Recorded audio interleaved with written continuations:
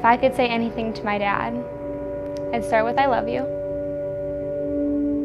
I wish you could be here for all the milestones. But I understand that your addiction was so bad.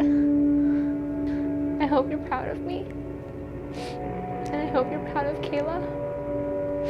As a child myself growing up in a family struggling with addiction, I knew and I could identify certain things that were going on. I knew what it was like to feel isolated. I knew what it was like to have parents going through divorce. I knew what it was like to feel different. But I didn't really have the language or the skills to understand my experience and the addiction piece of it. I didn't understand that it was different from what other kids experienced. I could tell my mom, she kept me and my sister sitting down. She looked at us very seriously, and I could tell it was whatever she was saying was hard for her to say and was hard for her to come to grips with, I guess, in the moment. And I could understand all of that. The language wasn't there at the time. So I knew something bad was happening, and I sort of understood that it was explaining all of the craziness that had been happening in the house and all the hushed conversations. But at the same time, your dad is an addict makes no sense to an 8-year-old when they first hear it.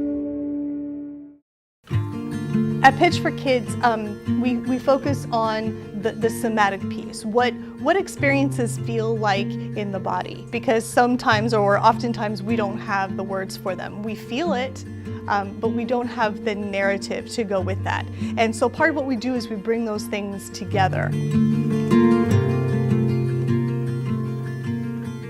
When the kids are at Pitch, I feel honored to be in the space with them. To watch a child move through a weekend where she starts off saying, I don't want to be at home.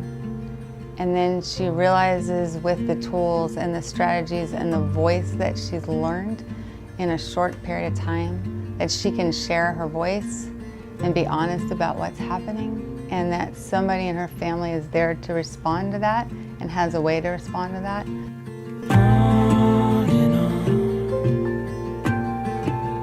All I want is honesty. On and on. All I want is honesty.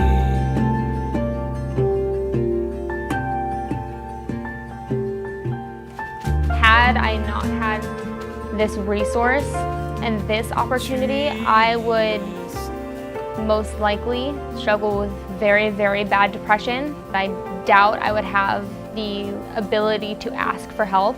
Oftentimes the kids think it's their fault. They think that they're bad, and it perpetuates this feeling of shame and hiding and isolation. And when those kids walk into a program and see other kids that share similar experiences, we get to see the light bulb go on when the kids think and they recognize that they're not alone. And that's where the magic starts to happen, and that's where the healing really begins to happen.